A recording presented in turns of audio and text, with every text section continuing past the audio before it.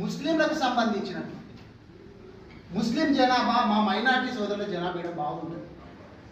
ఇక్కడ గతం లోపల మార్కెట్ చైర్మన్ అనేటటువంటిది బీసీలకు వచ్చింది. మనకు తెలుసు, ఒక బీసీ బిడ్డకి ఇచ్చింది, సంతోషం. కావాలంటే ముస్లింలకు కూడా ఇచ్చుకోవచ్చు. ముస్లింలలో చాలా మంది కూడా బీసీల కింద వస్తారు, కొద్ది మంది ఓసీల కింద వస్తారు, కానీ చాలా మంది ముస్లింల కింద వస్తారు. ముస్లింలకు ఇవ్వలేరు, వేరే బీసీలకు ఇచ్చారు. ముస్లింలకు ఇస్తే సంతోషిస్తుంది, ఇవ్వలేరు. ఆ బీసీ బిడ్డలకు వేరే బీసీ బిడ్డలకు ఇచ్చినందుకు కూడా సంతోషం. కానీ కనీసం ఒక డైరెక్టర్ పదవి మీరు చూడండి, గతంలో ఏ మార్కెట్ చైర్మన్ ఉన్నా కానీ వాళ్ళ పాలక వర్గం లోపల కంపల్సరీ, నేను కూడా చేపించినాను కదా, నేను కూడా మార్కెట్ చైర్మన్లను 2-3 చేపించిన కదా, ఒక్క మైనారిటీ సభ్యుడు దొరకలేడా?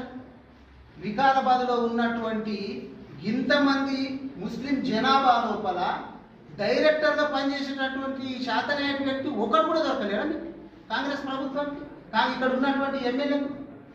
అందుకే వికారాబాద్ పట్టణంలోని ముస్లిం సోదరులందరినీ కూడా నేను కోరుతా ఉన్నా, మీరు ఆలోచన చేయండి, మీకు ఇక్కడ ఉన్నటువంటి ఎమ్మెల్యే ఏం పని చేసిండు? ఈ 2.5 సంవత్సరాల లోపల మీకు ఏమైనా ఉపయోగమైనటువంటి పని చేసిందా? కనీసం డైరెక్టర్ పెడతలేడంటే మీరు ఎందుకు ఓట్లు వేయాలి చెప్పండి?